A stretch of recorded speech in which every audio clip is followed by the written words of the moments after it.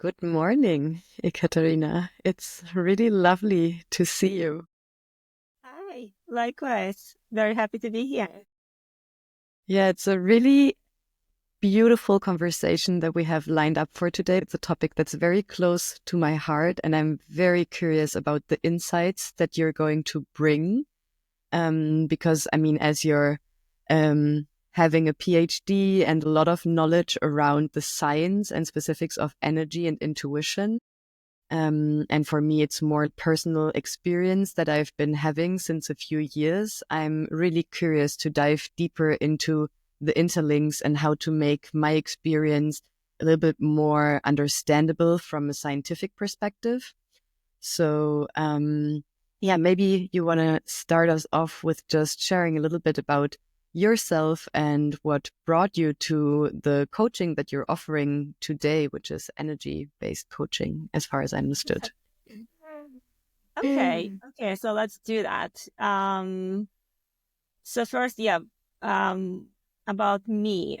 I guess what I do professionally is, as you said, I am a coach, and I coach in a corporate as well as I freelance on the side. And my niche is, and you alluded to that already, is energy mastery. And energy is a very broad term, and you and I will get, I'm sure, into like specifics of what that is and what, let's say, I mean by this and what you might mean by that. In basic terms, what I do is I help people to essentially get what they want in life. May it be a cool job, may it be a promotion, may it be having more confidence, or a loving relationship, or more money, or finding their life's purpose. And I do that through coaching as well as teaching how to master the power of your energy. And as you also mentioned before, I am a PhD scientist and specializing in immunology and neuroscience, and I definitely blend in the neuroscientific principles into my work. Now, that's what I do professionally. Who am I?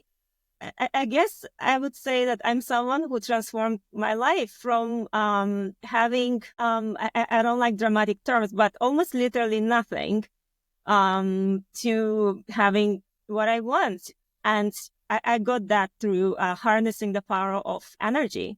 And I'm so, so grateful that I could tap into that. And I'm really passionate about sharing the way with the others. Yeah.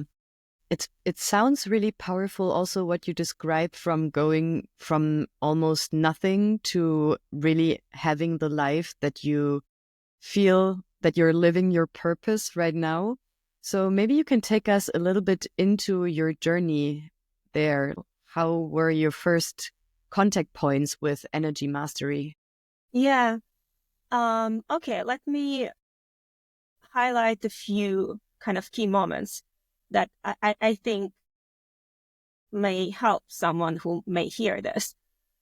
So first of all, I was really born into kind of the environment of not having very much. Let's say, I don't know, no opportunities, no connections, no, essentially, no wealth. Let's put it like this, the opposite of that. Um, and I guess, looking back, especially, you have an option of saying, well, that's my life. And it's like that, and for me, and it's unfair, because of course it's unfair. I mean, anyone who is going through a challenge or, it's unfair, of course. But you can also admit that, acknowledge that, and accept that, and then, decide to do something about it, even when you don't know what can it be. So, kind of one of my earliest, actually, no, it's not my memory. My parents tell this kind of family joke that when I was a small kid, I would sit and watch the end of the news with the weather forecast. And I think we had a black and white TV with 2 channels. And my parents would say that I would say, oh, I'm going to go to this country and I'll live in this country and I'll live in this country. And by the way, I come from like ex-Soviet Union. And so my parents would laugh. And really, that was like the joke, like that a kid says that they will do that. But of course, my parents would say, yes, but of course it's not possible. Now, so the key kind of, so that's not my memory, that's their memory. But one of my earliest core memories is imagining my life. And now, we all talk about this. We all talk about visualization. But for me, I mean, I guess I was like, I don't know, 3, 4 years old, 5 years old. But I guess I did that intuitively. But I did this because there was nothing else, There was nothing else. Often, like literally, let's say we had little food and little, I don't know, things to do. So I would just sit I have space in the attic and just imagine, how I want things to be, and it felt good.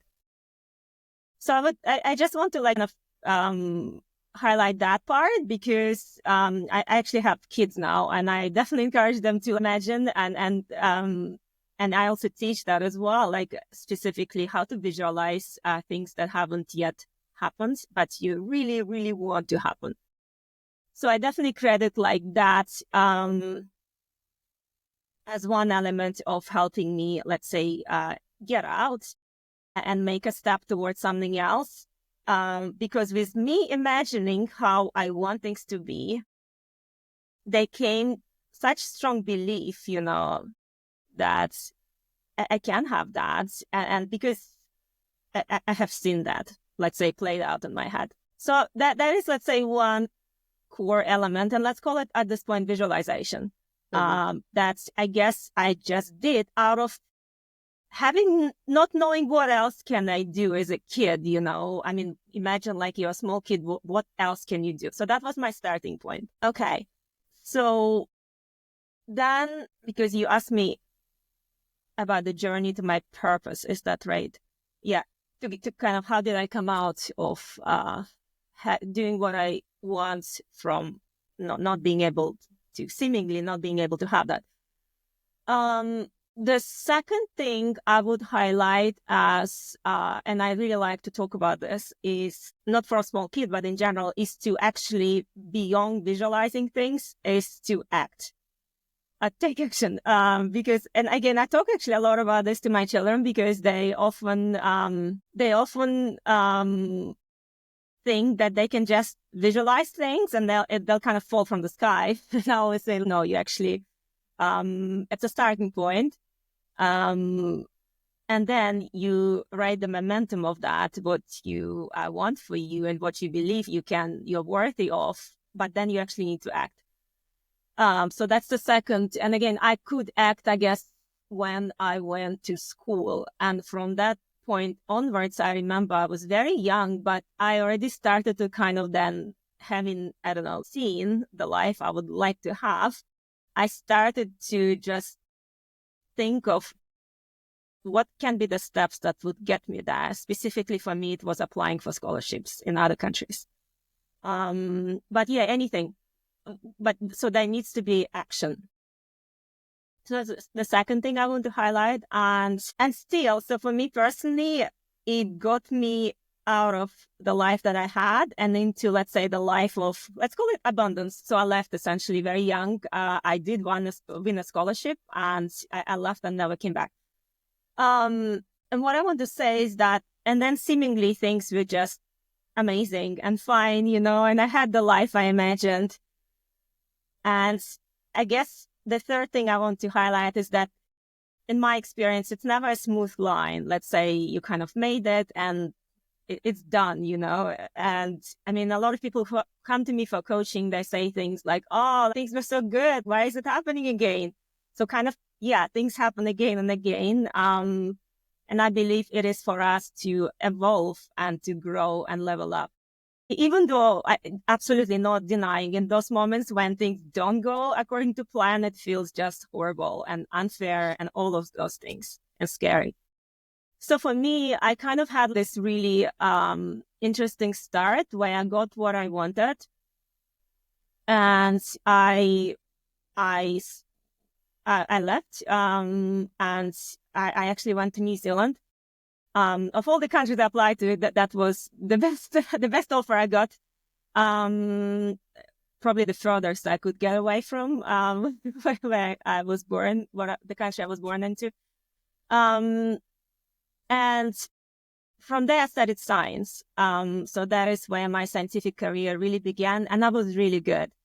And that's really interesting. I was really good, yet it never felt like, looking backwards, and also in those moments, it never felt fully me and fully what I wanted. But I was so determined that kind of to make it, in the world.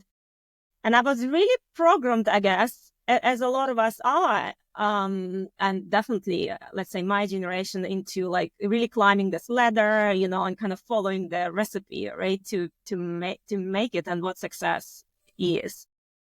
So I did follow that, and I climbed the ladder, let's put it like this, quite successfully, and yet knowing, really always, that that's actually not my path. And it was a bit of a paradox. I was very good, and I was made a career out of it. And everyone was so proud. I also didn't want to let others down, like say my parents, etc. So I kept climbing. And then at some point, that's somehow where I would say probably when we talk about transformation, that is when that happened to me. So I was climbing, and then I got thrown off. And specifically, very simply, actually, I applied for a leadership position. I had one, but I applied for a bigger role. And I had this interview. I was so convinced I'll get it. And I had an interview, and I was on vacation in Spain with my children. And still I was like, I'm going to do the interview virtually. It was after COVID, so everything anyway was virtual, like at least virtual was accepted at that point. And I was like, I really need that job. That job is everything to me. I'm going to sacrifice my vacation. I'll just do that. And I did this big interview. And the moment I went into that virtual room, I knew I was not going to get it. I knew it was just wrong. Yet I somehow, it's like I knew, but I also denied it. And I was like, no, I have to get it. Like, what else? What will I do? And so the interview went fine. But I still knew, I knew somehow inside, I knew I wouldn't. It's like I did not see myself there. And somehow, there was no outcome. Like usually, it wasn't the company I am in right now. And usually when we apply for jobs, we don't know for a while, like, did we get it or not? So I officially did not know, let's say, if I get it or not. Like, people were very nice in the interview, but inside I knew already. And somehow it just devastated me. It sounds maybe very silly, but I didn't know what else. Like, I was really climbing, and that was the next step. And inside I knew, I was like, I didn't get it. And I went, so then my kids were patiently waiting for me as I was in the call in the hotel room. And then I came out, and they were like, let's go to the pool. So I was like, let's go to the pool. And I was just trying to kind of like not expose them to all that. And they were playing in the pool, and I was laying and just watching them by the pool, and because they were in the water. And I was just focusing on just kind of breathing through that, because I really didn't want somehow to my state to affect them, and for them to like tune into that. And I was really focusing on my breathing. And at one point, and that is definitely has been one of the key moments of my life. And you might laugh when you hear it. But at one point, I looked away from the pool, and because the water splashed and hit my shoulder. And in that moment, I looked at the water drop, and the sunlight hit the water drop right at that moment. And I don't know if you ever paid attention, but I saw like all the geometric shapes and the fractals in the raindrop reflected, all the reflections and refractions from the sunlight. And it was absolute perfection, like the symmetry. It was just perfection. And somehow in that moment, I felt that I tuned into something so, I don't know, grand and so much bigger than, let's say, my job or, and the funniest thing happened that I went in that moment from being truly devastated that I knew like I won't get that to knowing that and trusting, having full trust that it's for the good. And the paradox was that, again, like, how can it be for the good, right? I didn't get the job. But I knew in that moment I was completely shifted. So I would say that was one of the defining moments for me when I realized that I can actually tune in into something greater than what I do and my life and everything else, and receive guidance and information and insight and just joy from that. So I'm sharing that also as an invitation to pay attention to small things, I guess, you know. So for me, it was literally kind of staying with that, watching the water drop. And if I would just like kind of brush it off and say like, oh my goodness, annoying, I would have missed it. So be open to pay attention and just be open and curious to receive any clues or guidance in the small, tiny things. Mm-hmm. Well, it's really impressive and inspiring what you're sharing, especially also like seeing that. I mean, I think we meet in that because as a child, I also was very good at imagining and visualizing, which is still something that supports me in my nowadays life. So, but also making this clear step of it's not enough to just dream. And like, I think what nowadays is framed often as manifesting, just envisioning how everything is going to be like and infusing it with enough emotion so that it becomes a reality, but also seeing that you need to lay the ground and have a fertile soil so that the things can actually arrive and that there is action required.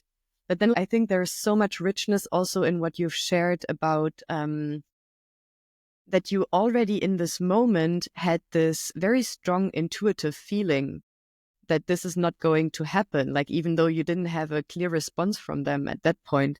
So what I'm really curious about is how did your life change when you then started to be more present in the moment and to maybe also build on the trust in your own sensations and in your own intuition? It's been a process.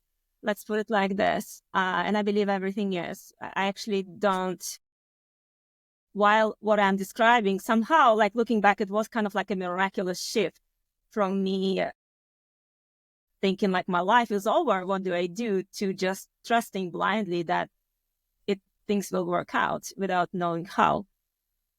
And that is, by the way, to me, probably is the definition of intuition, knowing what we need to know when we need to know it, and being comfortable, you know, with not kind of fully knowing and not being able to prove it, like how we know.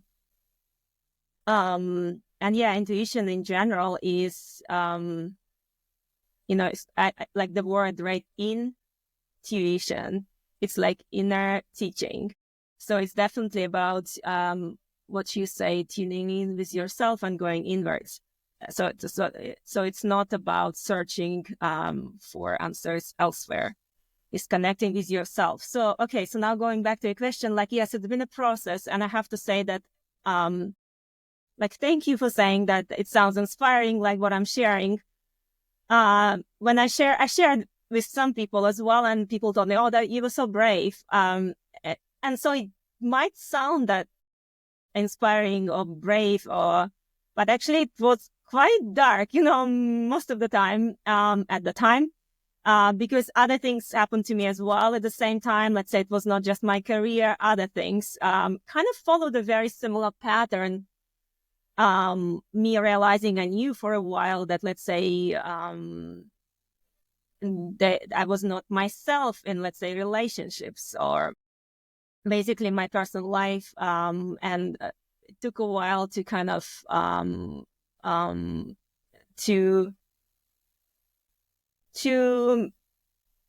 essentially realize that that things were no longer serving me, and I could not have a role. I could not, let's say, grow and keep what I had, and so I had to let go. And so there is this concept in, I think it's like in mythology and also archetypally. And this concept is known as the dark night of the soul. And I believe it's present in any transformation. Because actually I believe that while it's called dark night of the soul, it's actually dark night of the ego.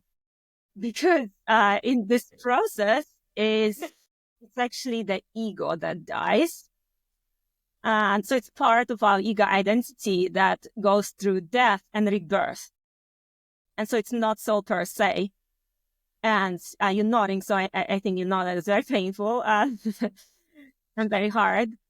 And so it's not to say that our soul isn't somehow transformed, but it's just that, like, for the soul, it's like the lightening, and it's for the ego that it's the darkening. So yeah, it's definitely feel like I have been through that. So it has been a process for me to, let's say, let go of what I was holding on to, and definitely through my ego. And like, for example, what I shared with you, right? Let's say this high leadership position that I didn't get. I mean, looking back, yeah, it was definitely my ego. Like, like, of course I want this. Of course, I'm meant to have it. Of course I'm worthy. But yeah, it's very hard to give things away, to say like, well, that's just, not meant for me, because the ego, doesn't agree. So yeah, it's been a process. It's been a lot of self-work. And yeah, it's exactly actually what came up for me when you mentioned like manifesting and just like wishing for things, and that we also need to act. So we need to do the work. So manifesting is not, I saw somewhere that was a funny meme, and it said, believe that you deserve it and the universe will serve it. And there is a girl like laying on a bed, and the stars are just like falling down. And then I have a little daughter, and she kind of takes this seriously. And then my daughter tried to manifest her winning a school race. And I said, but you have to train. And she's like, no, mom, like, don't intervene. And no, she didn't win it. And then she came back and she said, you know what? I should have trained. So it's a simple example, but, but the funny thing, my daughter, like, got herself to a point where she was so confident. She went in and she's like, I'm the winner. Like everybody, like, I'm the first place. She came like almost last. She's not going to watch this, so I can say it. But it's really funny. So it worked for her, like, confidence. But there still needs to be content. So you still need to do the work, it's the same as kind of, I coach a lot, like people, let's say, going for interviews, and so you can coach someone into, let's say, feeling very confident. But if you're not bringing any content, you still need to bring your expertise, so you need both. Yeah. So from my side, yeah, it definitely has been a process and self-work to develop my own system of how do I tap into my intuition. And I think you also asked in your question, there was also a part about how did my life change? Yeah, everything has changed. I don't even know how to answer that. I'm sure we'll get into that at some point. Mm-hmm. Yeah, it's really curious because I can relate to many things that you said also from my own journey. I can remember for me the first really deep dark night of the soul, how you framed it. was definitely when I decided to quit my studies, but I didn't quit because I wasn't performing well. I was actually doing great. I just realized like there was something inside of me that just stopped me from being able to keep going there. So I was becoming so depressed and so many things in my life just turned that I was really desperate. And now looking back, I remember that being in that phase, I was like, my life is over. Nothing makes sense. Everything that I've done so far is not working out or is not what I want. So I was so desperate. But now looking back at this time and what has emerged from that, I can really say this was one of the most important points and moments, turning points in my life, because if I would have kept going, I would have just like followed a path that you said, right, was more like ego based, or what I was conditioned to, how to define a successful life. And so I think it's also really part of the journey to be in this hardships, go through the challenges, and through the challenges also learn to increase the capacity for holding both the lightness and the heaviness, to learn to feel all the emotions, not only the joy, but also the sadness and grief and anger. And I find for myself, I've realized that these are actually the essential moments where I tap more into really accessing my intuition, because the more that I'm able to be in this grief, be in this anger, and move through it, the more clear my intuition and my guidance becomes. So I would love to dive a little bit deeper into also the very, I mean, I think spirituality has become quite popular, but there's still a lot of things that are, I mean, science is proving little by little. It's getting closer to what many people in the spiritual realm have experienced for decades, but just didn't have the means to maybe prove it. So I would love to get a little bit deeper into the connections of your work as a scientist and the personal experience that you're describing with the trust that you've built in the intuition and the guidance. And so if you could speak to that. Sure. Yeah, it's really interesting. So many people, told me things like, well, how can you do that work? Let's say, how can you talk about energy? You're a scientist. Or even like, how can you be a scientist and coach? That totally different. It's really interesting. And I think we are, I mean, the way we are, let's say our world, way we are currently, we have been, yeah, we have been just living and thinking that they are split, separate. And tracking this back into, let's say, before our time, there was a time when spirituality and science belonged, and the natural sciences were together, and there was a split at one point. And I think that is when there was a split between religion and science. And so we are just basically, followed that, somehow not questioning, not going back. And I think now we are living in a moment that you described, that people are questioning, people are, science is also, there are scientists who are studying, let's say, spirituality and trying to explain things through science. So to me, actually, they were always existing together. And I'm just going to also explain why, when I was born into, so my parents, the reason why I went to science and why I stayed on for so long, I didn't want to disappoint my parents because they're scientists. So I was born into the scientific family. And basically how my parents talked to even like me as a child was in terms of like, what can you prove and what not? There was evidence everywhere. And evidence was what you can, like see, feel, or touch, basically using our regular senses. Now, on the other hand, I was also often with my grandmother. And my grandmother was, she's no longer, she passed away. She was, I don't know, she actually, so she was a teacher of biology. officially, but she was so much more than that, because she was, I think, someone who could sense, what people needed beyond, let's say, what was said, or what information that we could receive through our senses. And it's either I was born like my grandmother, because I definitely had some experiences as well, where I knew what someone needed, or what would help them, or what they were going through, or I learned it through her. Doesn't matter, right? So I just want to say that somehow my early childhood was existing between these two worlds of like science and like you can measure and you can prove, and then things that my grandma did, or how she was with other people, and what came through for me when I was with other people, and that you couldn't prove at all, And so to me, both were normal.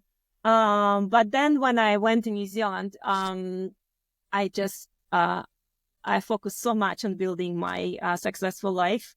I completely I think I just like set my intention that other part of me was not real, and I kind of shut the door. Now, and obviously through my transformation, the door has just been open again. So to me, what I want to say, to me, actually, always I was exposed to both from the beginning. Now, how do I view it now? And we can perhaps stay with the intuition, right? Because we talk a lot about that. So to me, when I just talk now about receiving information, evidence that we can prove with our senses, right? That's data. As a scientist, that is data, that we get. Now, to me, let's say intuition, to receive some insights through the intuition, it feels different because we are not using the senses that let's say our regular senses, we are using other senses. And it feels different, yet I still believe it's data. It's just different type of data. We cannot necessarily prove it because we cannot see it, we cannot touch it, we cannot feel it through our regular senses.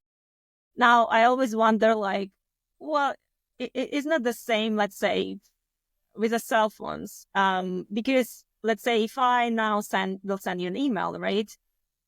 My cell phone will emit this radio frequency energy to the, not an expert, but to the tower, right? The cell tower.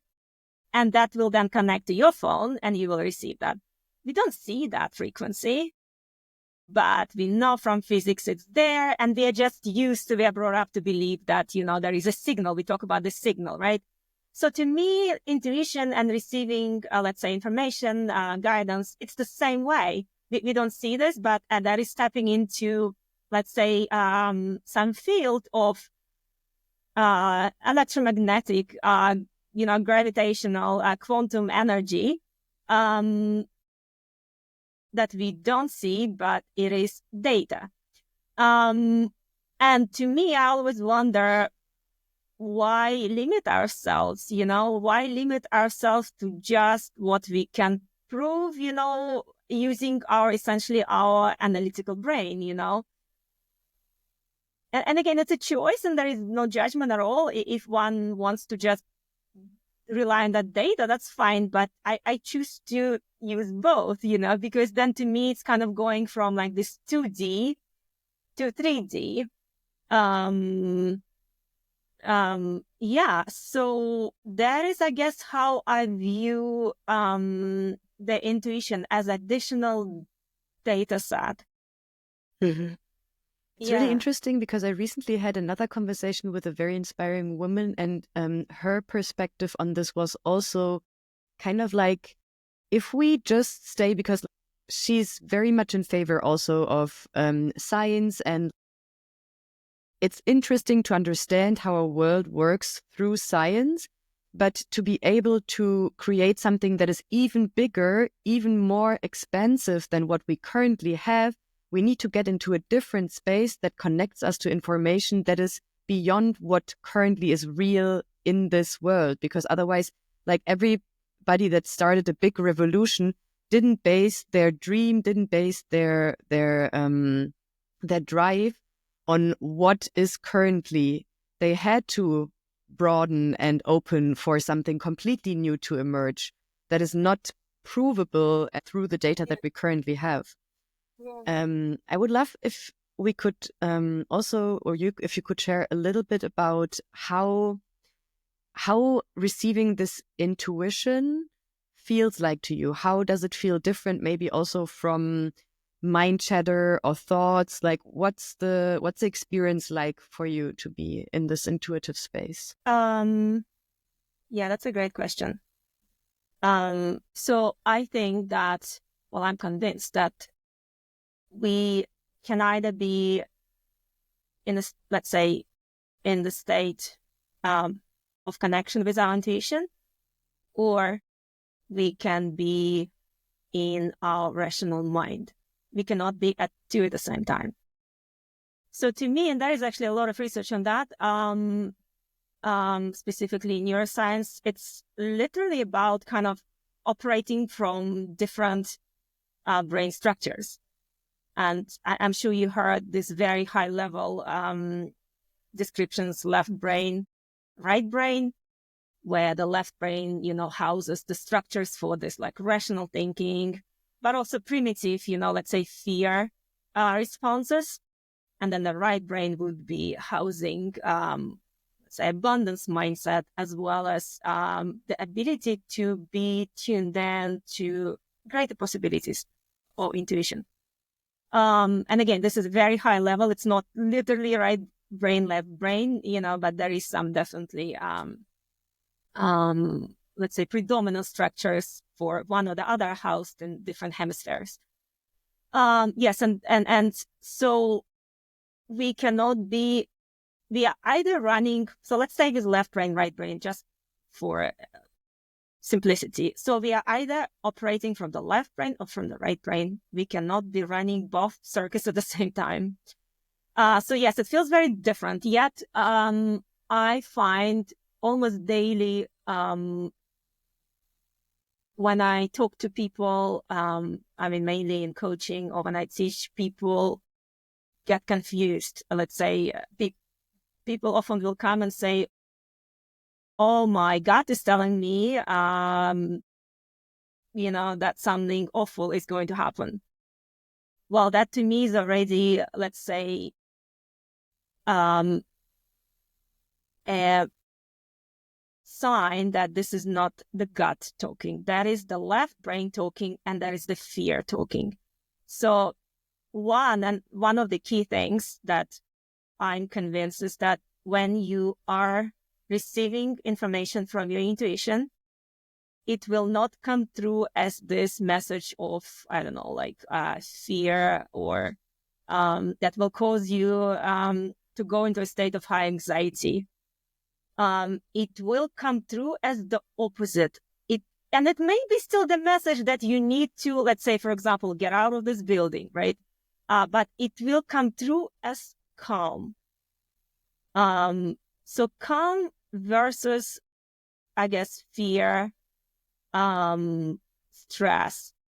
So that is one, let's say, distinction. So intuition is not going to come through for you and, scare you.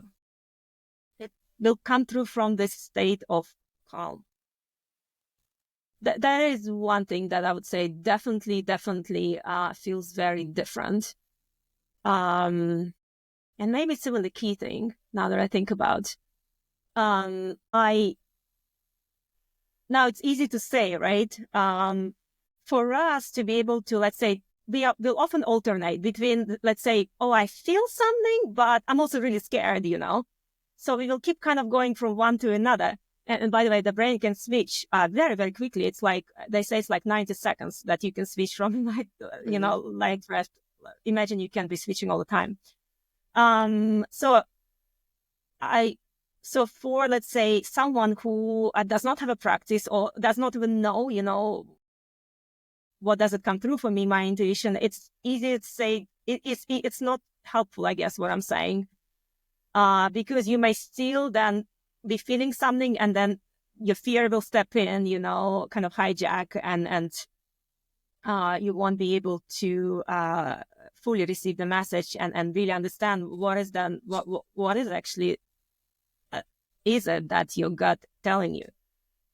So to be able to somehow feel and really know, and by the way, I'm sure you know this, because once you know this, once you tuned in to this kind of calm knowing of whatever, you just know. But to be able to do that and to kind of, so that is actually, when we talk in science about evidence, can you prove it? That is actually evidence to me. And it's very different evidence. It's not quantitative, but it's something that people I work with will, once they have felt something, they know, it's like there is no need to anymore discuss and prove, and to prove, and also you lose kind of interest to prove a point to someone that like what that is, someone who doesn't believe. It doesn't matter, because you know that you felt something and you were right. So that is kind of your own discernment and your own validation. Well, my validation as a scientist, Mm-hmm. So now to be able to do that, to get there,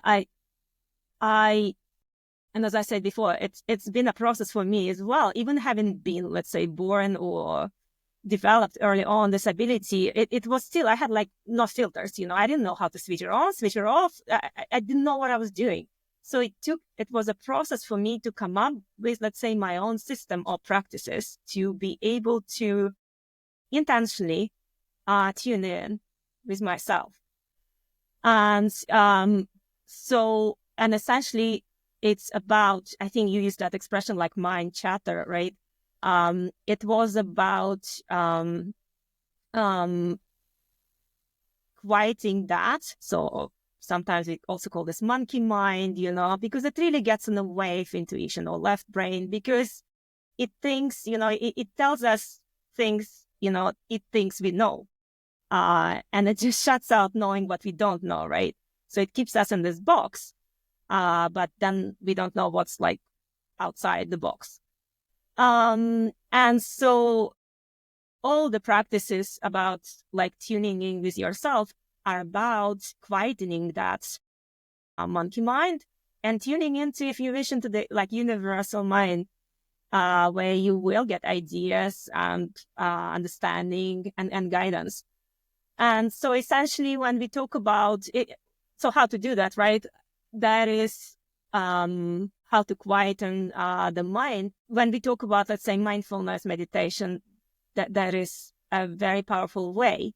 So essentially it's creating the space by quieting your thoughts, creating the space for your intuition to come in. Because if I think on average we are running like 60,000 thoughts or more, like like through our mind every day, and so there is no space by default.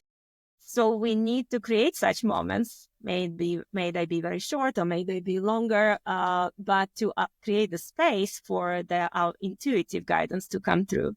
And it's not about, a lot of people then say, oh, how can I get rid of my thoughts? It's not about trying to get rid of your thoughts, but it's about creating an alternative to focus your attention on. And by you, let's say even like breathing, right? Which is, by the way, one of the most powerful things. If you focus your attention on breathing, that is where your attention will be, and your thoughts will be elsewhere, and you will create that space for your intuition to come in. So, to me, it's to be able to know and differentiate and really know in those moments, oh, yes, this is my intuition talking. One of the starting points I would say would be to practice creating this space in your mind. Because again, if we just think and think, it will never come.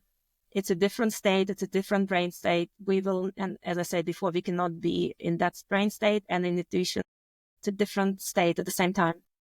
Yeah, it's very interesting what you share, because I think it's really a practice. It doesn't happen overnight that we suddenly arrive at a point where we're like, I can just calm down my mind and I clearly hear my intuition. It's really a practice of continuously bringing the attention into, for me, it's really the attention into the body. It can be on the breath, but it can also be on the sensations, and giving the mind the task to monitor, because this way it calms down, and this way the mind chatter also gets less and less, and you become more and more clear with what you're actually perceiving. Yeah, it's really fascinating.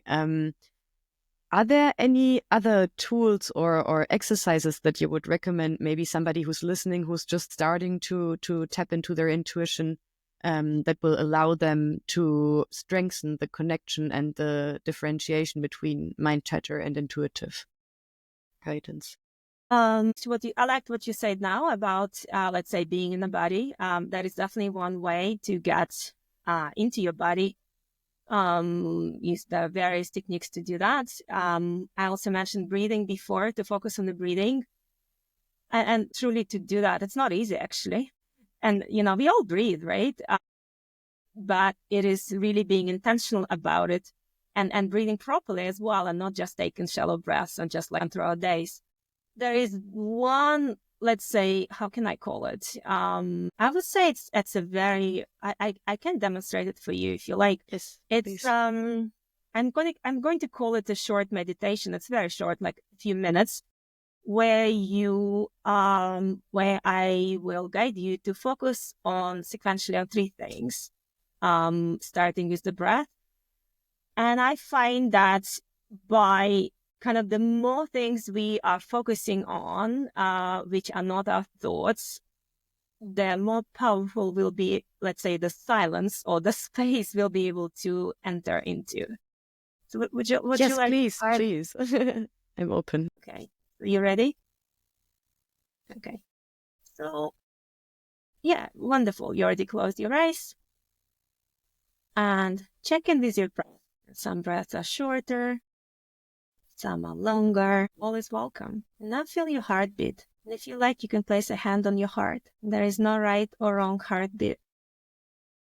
Just a beat of your heart. And now invite your breath to blend with your heartbeat. Not to achieve the same timing, but to let them tune into each other. And now invite your heartbeat to tune in to your breath. And let's add a third rhythm, our cellular breath. And imagine the water is flashing in and out of our cells in a tide-like rhythm. And it produces subtle movements, all our fluids and tissues and cells. And listen deeply to every cell of your body. And now feel the three rhythms coming together and blending and harmonizing. And you may find that you entered into a beautiful silence. And whenever you're ready, you can come back and open your eyes. That feels really good. That feels very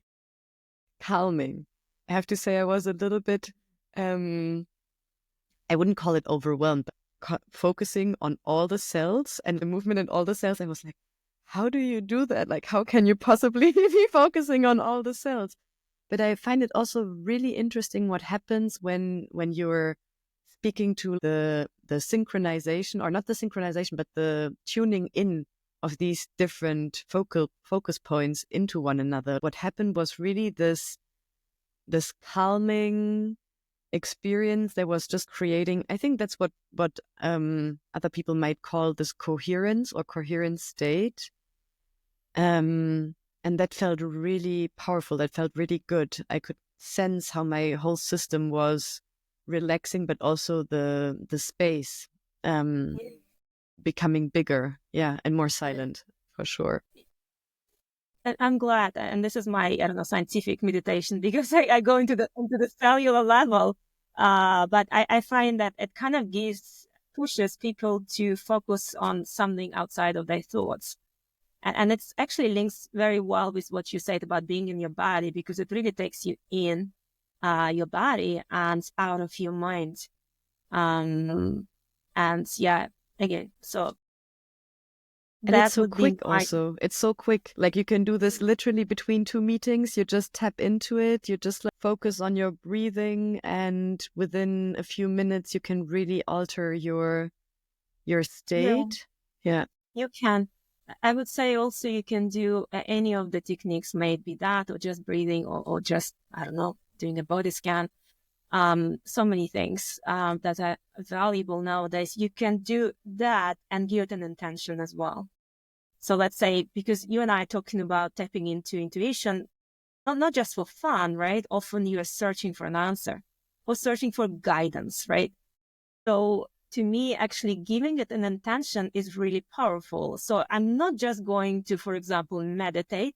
And you can, it's beautiful, right? And as you say, you can feel calm and confident and just, at peace, all the things. And it's very good for our health. So much research on that. But you can also give it an intention. If you are, let's say, unsure about what to do, and as I said before, people come into me and say like, oh, my intuition is telling me something horrible is going to happen. If you're not sure what is actually, who's telling you what, is it you telling yourself something or is it your intuition? Give it an intention, do the practice and give it an intention to receive clarity, whatever it is that you want to receive.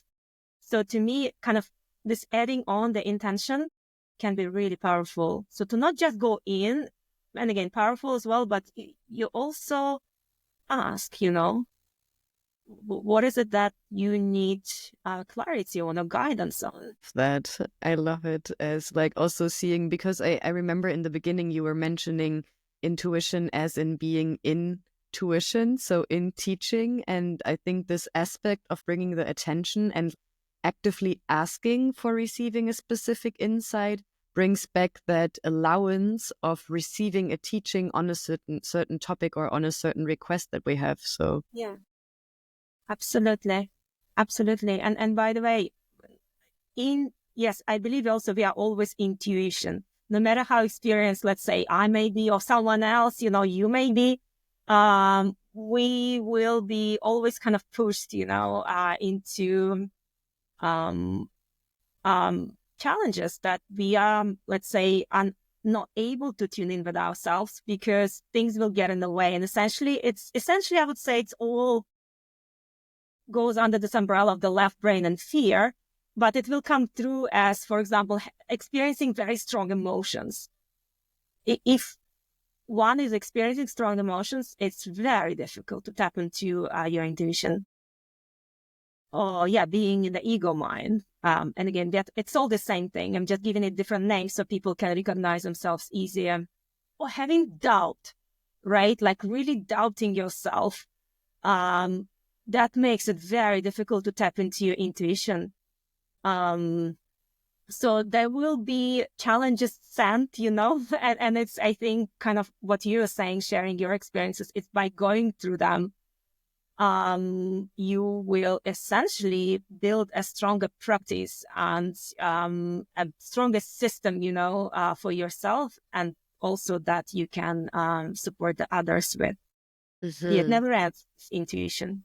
yeah, for sure. Yeah. I think that's also so important for us because like our community, mostly evolves around coaches or people interested in coaching. And I think for us as a coach, it's so important to having this capacity for ourselves to hold ourselves in these moments and move through the emotions so that we also gain the capacity to hold space for another person moving through this, because we can, I find in many cases, only go as far as we are brave enough to go with ourselves. So yeah, what a beautiful insight.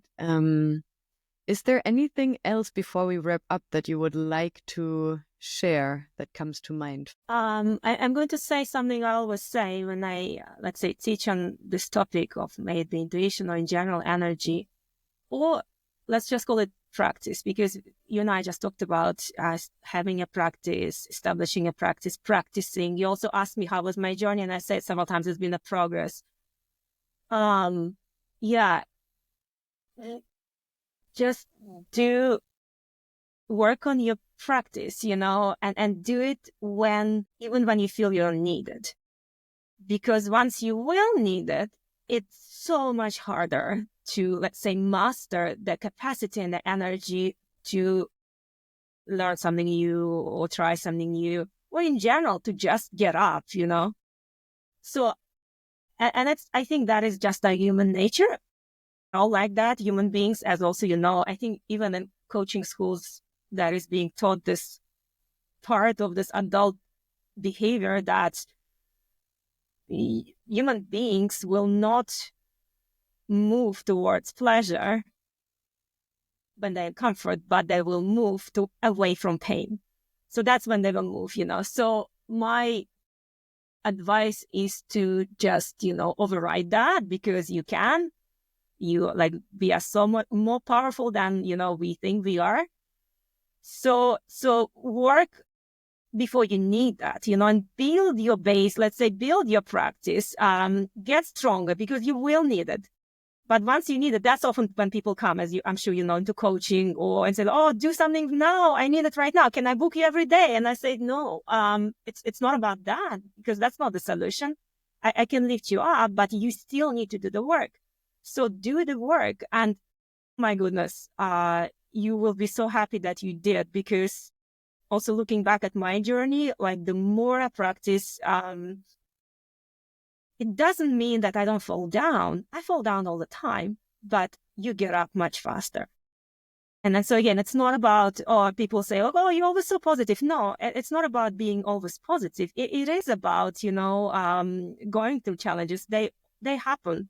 And it is about accepting that and acknowledging that. But then it's about being optimistic, And what do you want to do? Do you want to get up, or do you want to stay down? So looking back at my life, I stay down much less. I'm through practice. So practice when you can, and when you feel like you don't need it, don't delay it. That's an amazing advice to end on. I love it.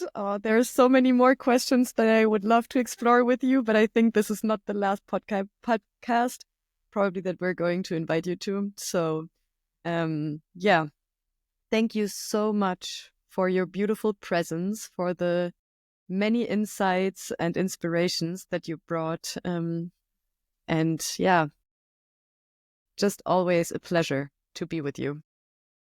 You're so welcome, Eve. And likewise, thank you so much for you're such a shining star. Literally. Thank you for holding the space. Thank you.